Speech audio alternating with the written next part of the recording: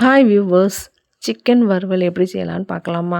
அதுக்கு என்ன செஞ்சுக்கோங்க, நல்லா பீசஸாக இருக்கிற மாதிரி சிக்கன் என்ன செஞ்சுக்கோங்க, தனியாக வாங்கி எடுத்து நல்லா என்ன செஞ்சுக்கோங்க, தண்ணியில் வாஷ் பண்ணி க்ளீன் பண்ணி தனியாக எடுத்து வச்சுக்கோங்க. இதில் நம்ம என்ன செய்யணும்னா சால்ட் ஆட் பண்ணுறோம். அதுக்கப்புறம் மஞ்சத்தூள் ஆட் பண்ணிவிட்டு மிளகு சீரக பவுடரை என்ன செய்கிறோம் இதோட ஆட் பண்ணிவிட்டு கொஞ்சம் சில்லி பவுடரை ஆட் பண்ணிக்கோங்க. அதுக்கப்புறம் இதில் கொத்தமல்லி, புதினா, இஞ்சி, பூண்டு இது எல்லாத்தையும் நான் மிக்சியில் போட்டு என்ன செஞ்சுருக்கேன், அடித்து வச்சுருக்கேன். அந்த பேஸ்ட்டையும் இது கூட ஆட் பண்ணிக்கோங்க. ஆட் பண்ணி நல்லா மிக்ஸ் பண்ணி விட்டுக்கோங்க. ஒரு 1/2 hour ஊறட்டும். ஊறினதுக்கப்புறம் அடுப்பில் என்ன செய்யுங்க, உப்பு ஒரு காய்ச்சிட்டு வச்சுக்கோங்க. ஆயில் ஆட் பண்ணிவிட்டு ஹீட் ஆனோடனே கடுகு, வெங்காயம் போட்டு நல்லா என்ன செய்யுங்க வதங்குங்க.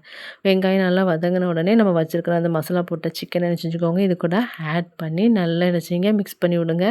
சிக்கன்லேருந்து தண்ணிலாம் வெளியே விடும். அந்த தண்ணி எல்லாம் என்ன ஆகணும், போகிற வரைக்கும் நல்லா என்ன செய்யுங்க வதக்கி விடுங்க. அது நல்லா என்ன ஆகட்டும் அப்படின்னா அது தண்ணியிலேயே வேகட்டும். நல்லா அப்பப்போ என்ன செஞ்சுக்கோங்க, நல்லா கிளறி விட்டுக்கோங்க.